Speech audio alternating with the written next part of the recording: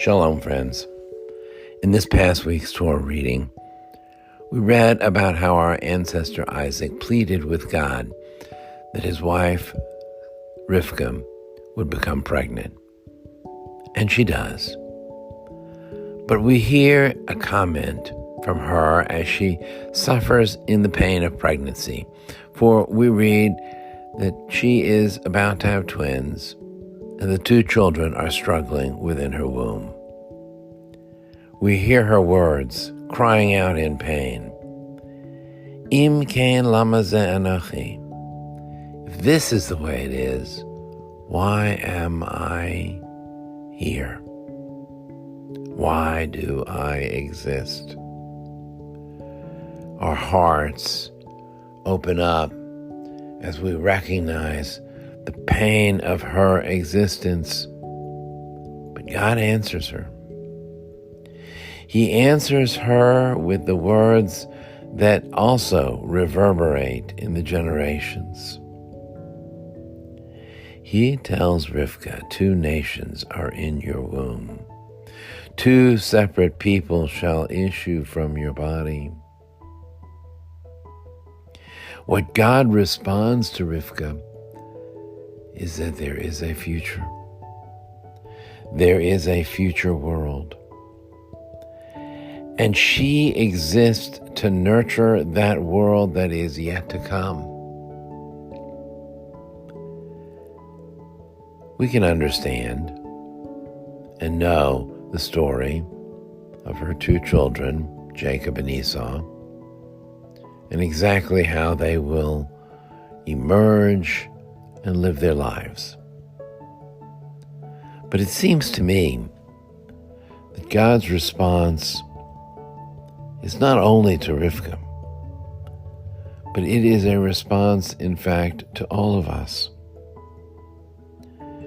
For in moments of great pain, whether it be personal pain or national or international pain of struggle and fighting, we ask God, why are we here? What is it that we are existing for? To simply fight and live in this pain? And God responds to us as he did to Rivka. You are here because there is a future. You are here because there is a world yet to come, and that world is a world full of promise. That world is a world that, God willing, will develop on its own. And our prayer, of course, is that future world, that future world that is struggling to be born, will be a world that figures out how to live in peace, how to build a world of peace. It's a big idea, and we might ask ourselves, well, what role do I have in that future world? I'm not about to have children. My own relatives and family, well, they're grown. So what is my role now? Again, the same answer, I believe, applies. We are here to support and to grow and to nurture and to love and to find ways of ensuring that the next generation has what they need to build a world of possibility. Even if we, in our own small corner of the world, might not see a future, might not see a role for us, we can find some way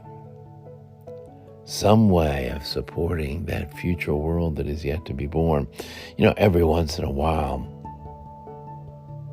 I see the wonderful volunteers who come to read to our children in the preschool or to drop off a donation of toys or money or support, just to make sure that our children are safe and have the security needs that they need.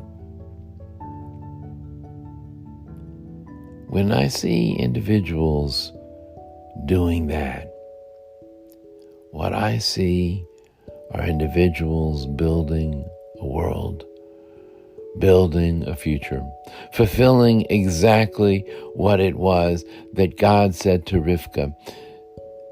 There are future nations. There is a future world, and you're a part of that world.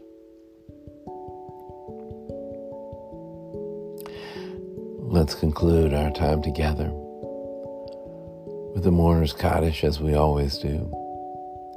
Yit gadal v'yit kadash shemei rabam, b'yalma divra kirute v'yamlich malchute, b'chayechon v'yamechon v'chayei d'chol beit Yisrael, ba'agala v'yizman kariv v'yimru amen. Yehei shemei rabam v'varach l'olam li'amei amaya, Yitbarach v'yishtabach v'yitboar v'yitramam v'yitnaseh. V'yidadar v'yidaleh v'yidalal shemei d'kedusha b'richu. L'yelam min kol berchata v'shirata. Tushbechata v'nechamata damiran b'yalma v'imru amen. Aseh shalom b'ramav. Hu yaseh shalom.